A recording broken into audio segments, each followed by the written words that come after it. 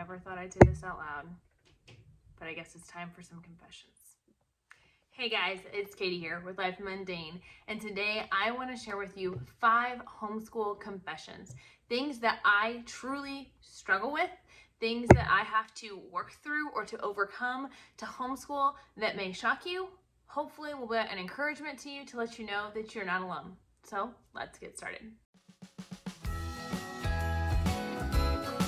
Hi, my name is Katie and welcome to Life in the Mundane.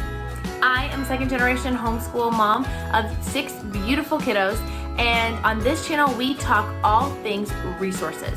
I love to share with you resources that are going to help you in your homeschooling and help encourage you in your biblical parenting, and how you can utilize those to their fullest potential so that you can make the most of the little moments. This video is done in collaboration with my friend Wendy over at Plan Prep Pray. Wendy is also going to be sharing her top 5 homeschool confessions, so be sure to check out her link down in the description below so you guys can see what things she has to confess. Number 1 for me is probably the fact that I have a complete inability to do anything but homeschool. Let me explain. It is not uncommon for homeschoolers to multitask, for you to throw in a load of laundry or to cook lunch and take little breaks here or there from your homeschooling to do a task and simply come back to it.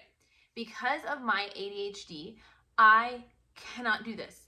Anytime I try to multitask, to respond to an email, anytime I try to get up and make a meal or go do some household task, I lose complete focus. This is not an over-exaggeration whatsoever. I completely lose it. And so because of that, I have to stay 100% focused on school, and then I can shift to other things. This means that I make breakfast for my whole family in the morning, but that my daughter takes care of lunch, because the second I walk in there, school is pretty much just done for the day.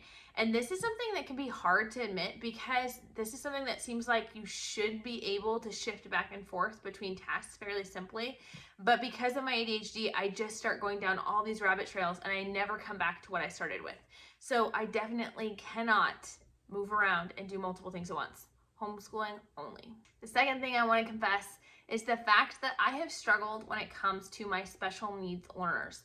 If you guys are new to my channel, you should know that I have 6 kids. At least 4 of them have some diagnosed learning need, and 2 of them are officially special needs on the spectrum, have genetic disorders, severe dyslexia, auditory processing, all sorts of things. But my oldest is actually one that holds a lot of those diagnoses. And because of that, I have really struggled in the past several years. Really this whole time with homeschooling, I have struggled with finding an appropriate place to set the bar. Let me explain. When he first started homeschooling, I set the bar very high, as many moms do. And when he didn't meet that bar, I was able to see that there were special needs there. I was able to adjust, and I was able to lower that bar a little bit. Because he was my oldest, I struggled with lowering that bar for all of them, especially my 4 older kids. They are all stair-stepped with each other. So right now they're 13, 12, 11, and 10. They're all just 1 year and a few weeks apart. And so because of that, I really struggled with not pushing my neurotypical kids enough initially. And it has been a constant battle back and forth to make sure that I raise that bar high enough. It really hasn't even been until I have started working with my 2 neurotypical little kiddos, who are 5 and 4 right now, that I've actually realized how much I have shifted and adjusted the bar. I noticed it even just with handwriting or with beginning to read. They would make small mistakes, and instead of gently and nicely correcting them and showing them the right way to do it, I would start to just let those things slide. And it wasn't out of laziness, it wasn't out of desire not to, but I just remember how hard it was for both of my special needs kiddos to be corrected when they physically couldn't do it, when they couldn't do it the right way. And I realized that I'm doing my little ones a disservice, because they don't have any medical special needs. And if they do and we need to make adjustments, we definitely will in the future. But right now, I can help them set up those good, healthy habits that will help them set them up for success in the future. I feel like if I would have done that with my 2 middles, and I would have treated them differently and kind of upped that bar a little bit, they wouldn't have some of the struggles that they have now. Number 3, also in relation to having special needs kids, sometimes I get frustrated. Sometimes I wish I could just open a curriculum and just use it straight out with them. Like, open it, read exactly what it says, not have to make any adaptations, any changes, not have to kind of finagle things or modify them. The truth is, even though I feel like that, modifications are the beautiful thing about homeschooling. And that's one of the reasons why I homeschool, is so I have the ability to modify things to my child's needs, to their interests, to their likes, to their strengths, and help them with their weaknesses.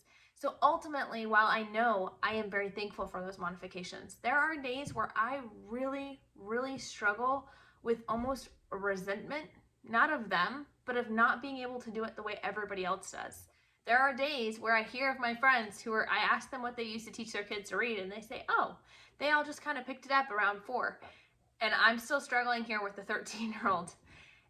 It can be hard. It can be really, really hard. But I just have to remind myself of those truths, that it's okay, and that flexibility is what I love about homeschooling.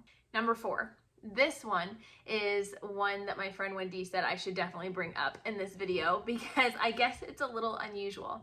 You see, I was homeschooled growing up, and I was homeschooled in a totally different day and age, right? Nowadays, many people have experienced the homeschool life even due to COVID, even if it maybe doesn't look exactly like what you and I do on a day-to-day basis. But homeschooling is a lot more widely accepted. I was homeschooled during a generation and an age where homeschooling was not as widely accepted. Where the second we walked into Walmart, the greeter would ask, why are we not in school? Today's not a holiday. What's going on? We would have to be careful and cautious about not going outside and playing in the backyard till right after 3:30 so that nobody would call CPS on us. Nothing was being done wrong. We were being educated. We had amazing education. And a lot of the reason why I'm homeschooling today is because of the amazing homeschool experience that I had growing up. But I did live in a decent amount of fear. And because of that, Wendy likes to say, I have a very unhealthy fear of CPS. I don't know that I really have an unhealthy fear. It's not like something I have constant anxiety about, but it is something I'm very knowledgeable about. I have read the entire HSLDA booklet about what to do if CPS were to show up at your home, what to share, what not to share, who to call, who to contact.